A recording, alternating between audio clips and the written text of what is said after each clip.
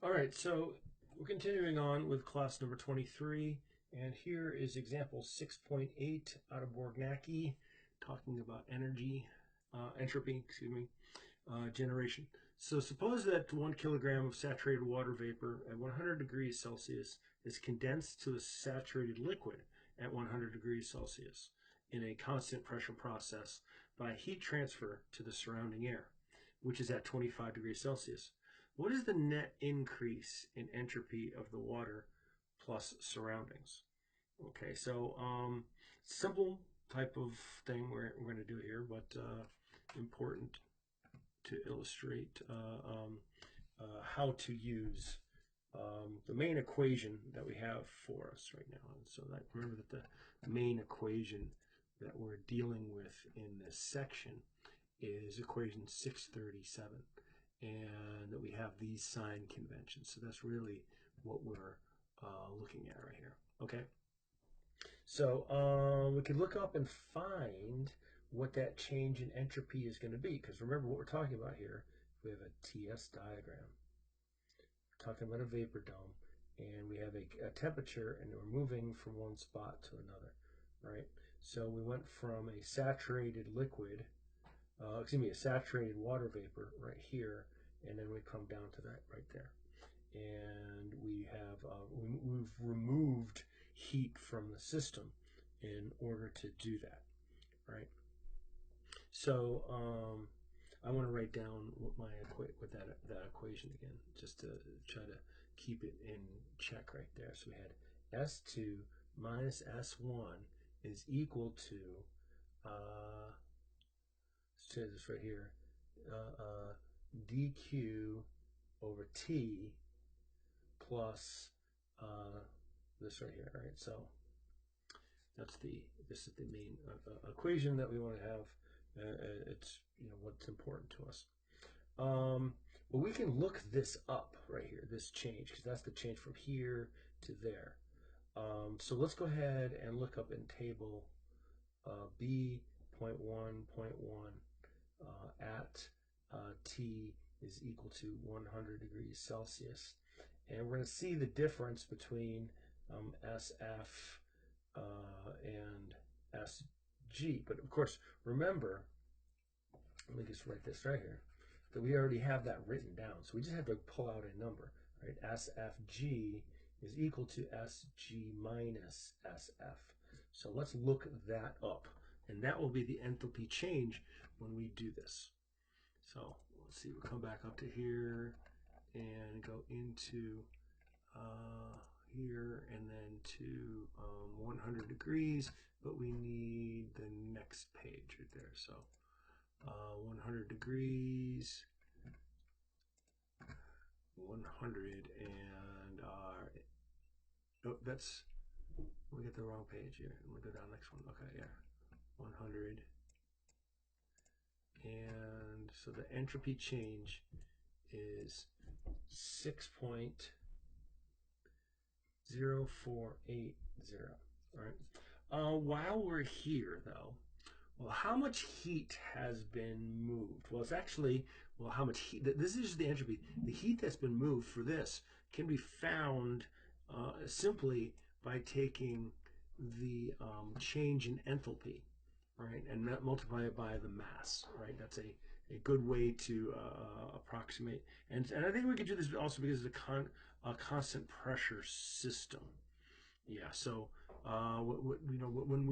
one method of trying to find this would be the internal energy, and then also the pressure times the volume change. But we know that that's going to be actually the definition of an enthalpy change, right? So what I just said there was that for a certain thing of mass, U2. So this is the conservation of energy for a chunk. U2 minus U1 is going to be Q1 to 2 minus work 1 to 2. But if it's a constant pressure system right here, we'll end up having U2 minus U1 minus, and then this right here, we could go, it's going to be the integral. See, I don't want to go too long on this. Integral P dV, and I'll make it lowercase v because we're doing it on a per mass basis right there. But if this is pressure's constant, then it's just P V2 minus V1 right there.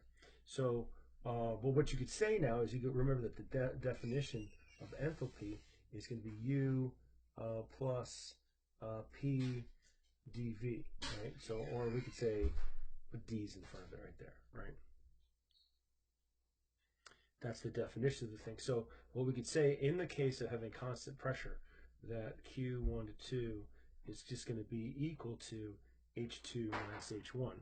And we said there was a constant pressure, so therefore HFG is going to be the heat that we put onto the thing, right? So that's going to be 2,257.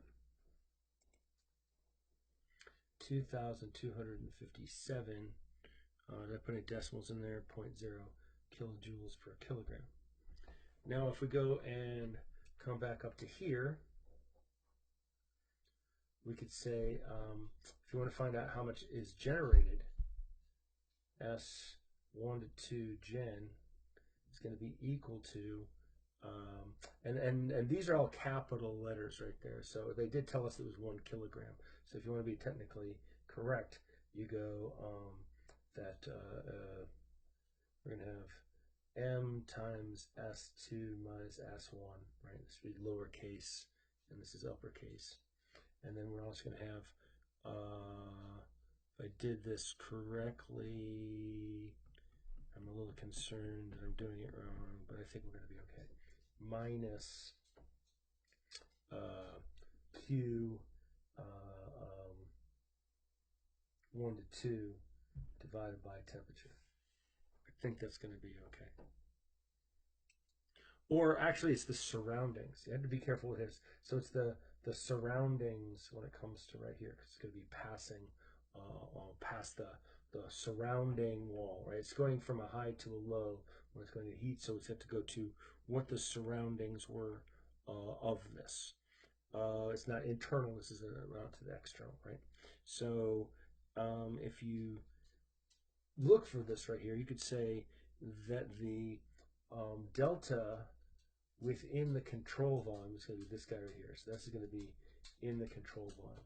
So the delta S, not control volume, but in the control mass, excuse me. And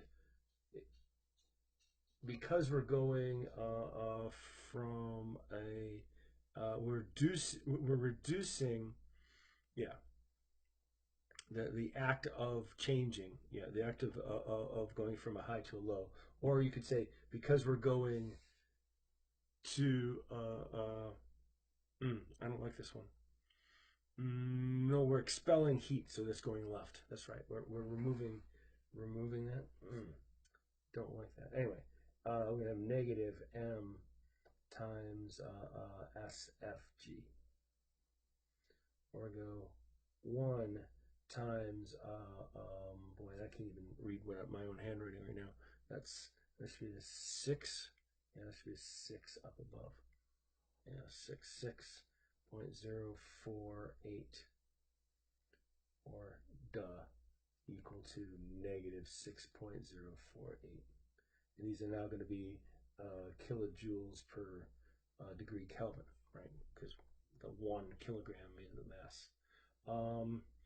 And then the delta S for the surroundings is going to be Q over TO, which is going to be that change, 2,257 divided by TO, which is going to be 298, because the surroundings, right? So like the heat transfer to the surrounding air is this amount right there.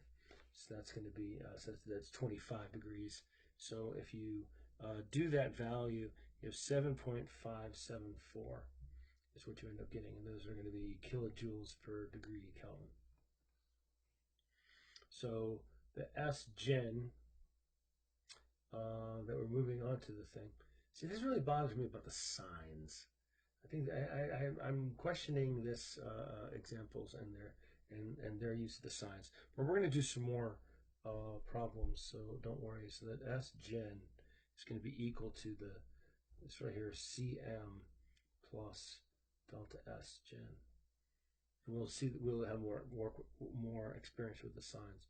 So if we go to the negative 6.048 and you add a 7.574, we end up with a positive value, which is what we were looking to try to demonstrate. But I remain skeptical. So we'll have to see some more problems first to be able to get our head wrapped around these sign conventions. I don't like the one that we have right here because I think if I started looking at these, I think I need to come back up to this. All right, so this one, yeah, so this is going to end up being a larger value than that. So why is this one negative? I guess I can see why this is negative.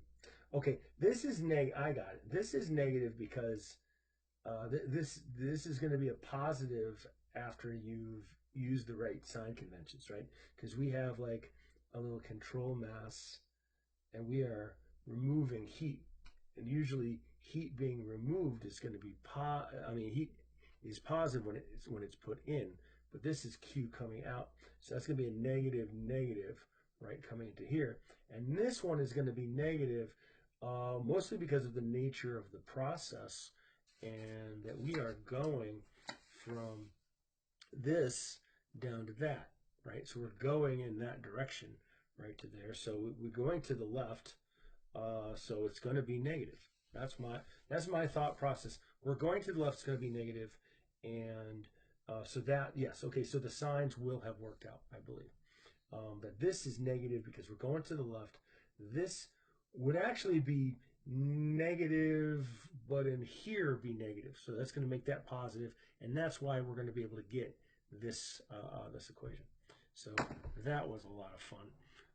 Let's do some more examples and try to get our heads wrapped around these sign conventions and the concepts of where does the entropy go.